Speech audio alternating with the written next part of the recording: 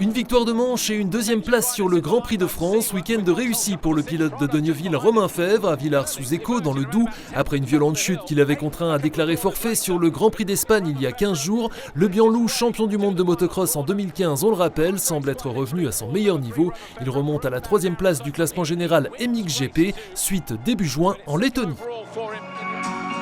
Reprise de la saison de triple effort ce week-end avec la 2e édition du triathlon des Hauts-de-Vosges à Saulxures-sur-Moselotte, organisé par Raid Évasion Azimut. Un événement qui a débuté par un hommage vibrant au président du club de Gérardmer, Joël Michel, disparu fin avril à l'âge de 66 ans, avant le coup de feu.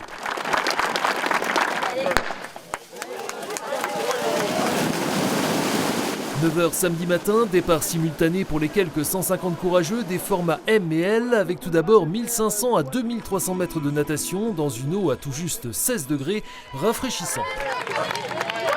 Changement de tenue et en selle pour le gros morceau de ce triathlon Saulx-sur-Yon, la partie cyclisme qui fait déjà sa réputation avec des parcours très accidentés, 1000 mètres de dénivelé pour les 40 km du M comme montagnard, le double pour le L comme l'Everest avec de multiples ascensions, ici la montée vers le col de Morbieux.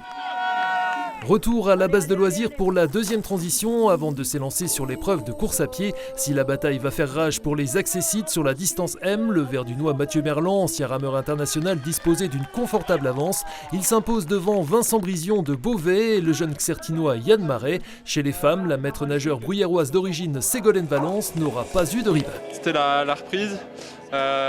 Préparation pour les Alpha Ironman qui arrivent en Suisse et après dans d'autres pays, donc un format bien adapté, bien long, qui se rapproche du L, donc top. La température de l'eau, ça me faisait un peu peur, mais ça s'est plutôt bien passé dans l'ensemble. Dans 15 jours, je suis inscrite sur le triathlon longue distance à Aubernais et on verra, c'est la première fois, on verra ce que ça donne, j'avais envie de tenter le coup.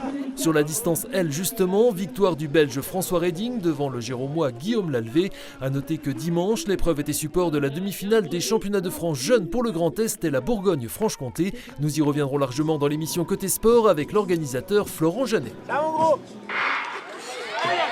Second tour des interclubs d'athlétisme ce week-end, ici la finale pour la grande région nationale 2A qui se déroulait au stade Robert Seyer sur les terres donc de l'ES Taon qui a assuré son maintien en réalisant même un meilleur total qu'il y a 15 jours, 42 880 points, cela dans le sillage de ses têtes d'affiche telles l'Ukrainienne Anna Tkachenko, lauréate du 800 mètres ici à l'image.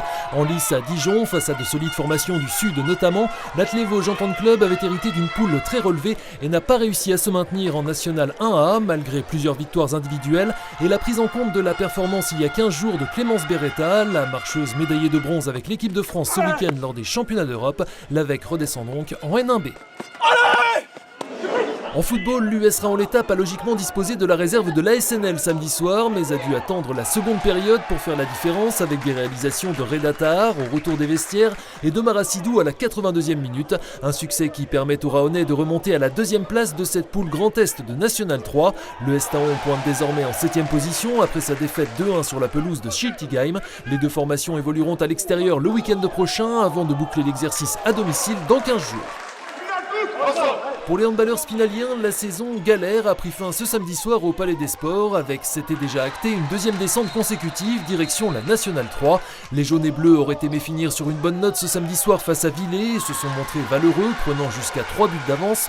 Mais comme trop souvent cette année, il leur en a manqué un peu pour faire basculer la pièce du bon côté. En témoigne cette défaite 27-28. Fin de cycle pour une équipe qui devrait pas mal bouger à l'intersaison, des joueurs souhaitant continuer à jouer en N2.